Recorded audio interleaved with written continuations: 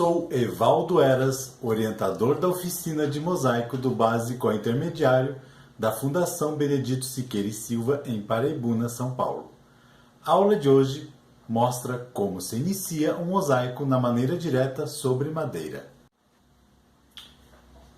A escolha da madeira para a gente iniciar um mosaico, ela é muito importante para dar o acabamento final nele todo, tá? Então a gente prefere o MDF de 6 milímetros de espessura, de um tamanho adequado. Esse é muito pequeno e muito fino. Eu vou escolher o redondo para que a gente possa efetuar o nosso desenho a partir daqui.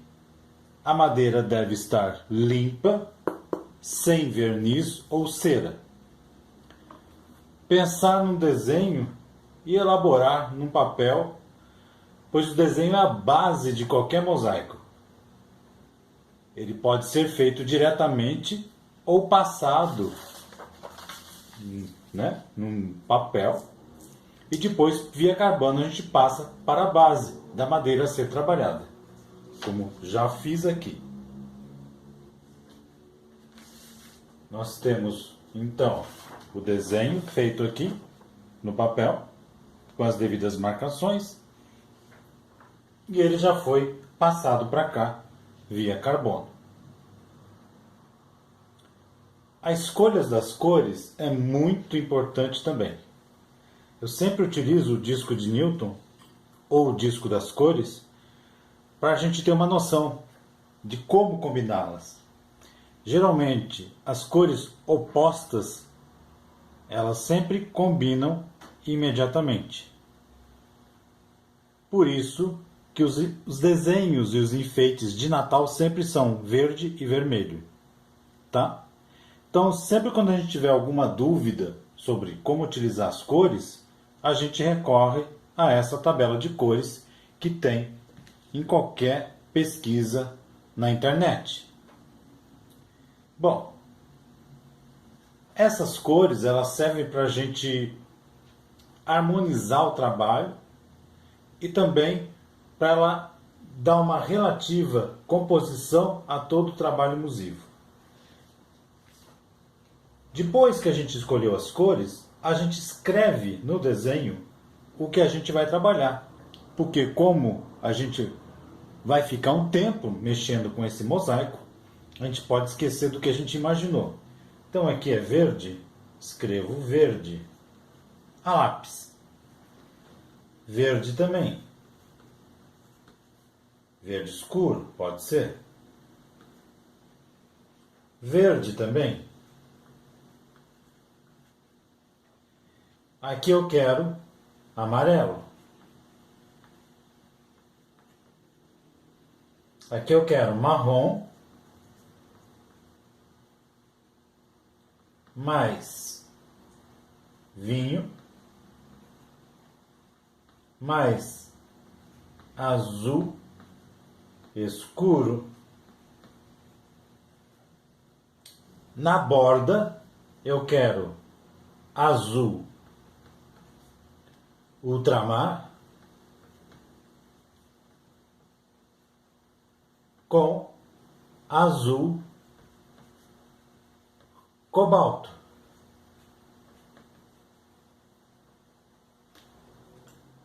O fundo a gente deixa para escolher depois que cor que a gente vai usar. Certo? Nós vamos trabalhar com azulejo 10x10, que eu gosto mais porque ele é mais resistente. E também para dar um acabamento mais homogêneo a esse mosaico aqui. Geralmente, a gente, quando vai utilizar os azulejos para um mosaico, a gente tem que verificar se ela vai ser utilitário ou se vai ser apenas decorativo. Se for utilitário, ele não pode ter diferenças de altura, porque pode, se for uma bandeja ou uma mesa, ele pode virar qualquer coisa que você coloque sobre ela. Se for um quadro, não tem problema a diferença de alturas dos azulejos a serem usados, tá bom? A próxima coisa é a gente saber que ferramentas a gente vai usar.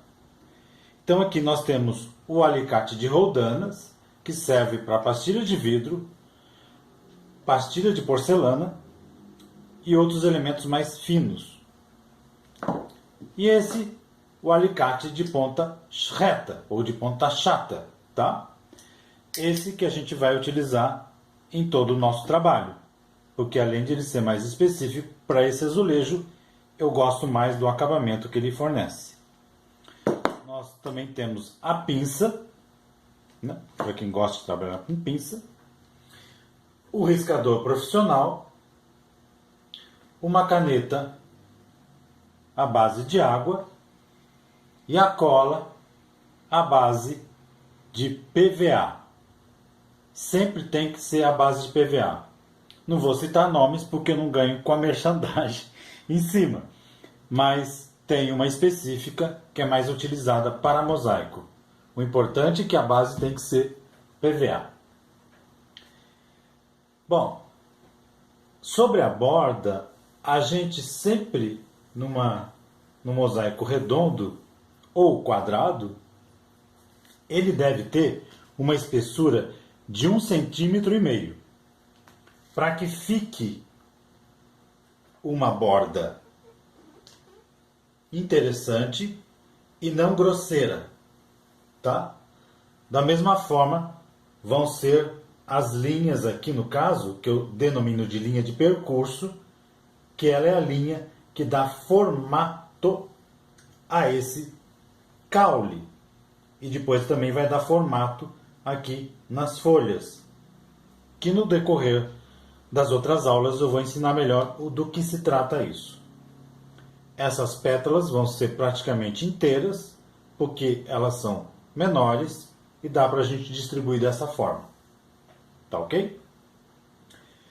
Bom, agora a gente vai evidenciar esse desenho com uma caneta mais escura, porque eu quero que ele fique bem nítido para que a gente possa trabalhar nele.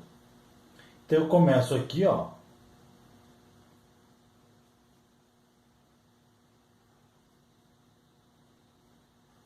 a evidenciar ainda mais a linha que eu fiz, já está traçada.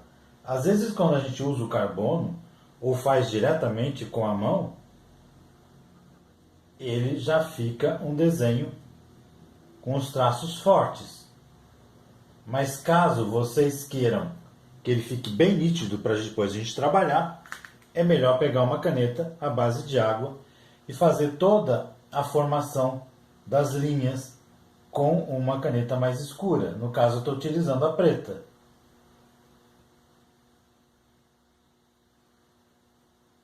É só uma marcação, porque geralmente quando a gente está fazendo o mosaico, às vezes o desenho é uma mera referência.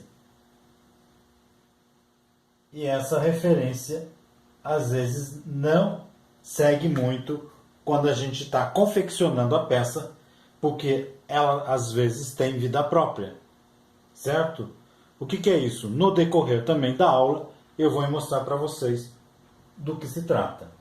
Então, linha por linha, a gente vai evidenciando, depois vamos passar para essa outra folha, e aqui também eu evidencio as pétalas, todo ele, só para ficar mais nítido no que a gente vai trabalhar durante a confecção do mosaico. É bom sempre fazer esse destaque nessas folhas, né, e pétalas no caso aqui. Aqui também tem uma. Ela acaba ficando por trás dessa folha. Senão a gente se perde também. Mesmo porque a gente não está criando pétalas aleatórias. Nós estamos respeitando esse desenho aqui. Certo? Então assim vai fazendo todo ele até terminar toda a feitura do desenho na sua complexidade, tá bom? Eu espero que vocês tenham gostado dessa introdução da aula de mosaico. Então, escolhemos a madeira, escolhemos o desenho, passamos para cá, escolhemos as cores, a ferramenta a ser trabalhada, o cortador que está aqui e a cola. Eu espero que vocês tenham entendido e compreendido toda a demonstração inicial. Espero vocês na terceira aula para dar continuidade à confecção do nosso mosaico. Muito obrigado.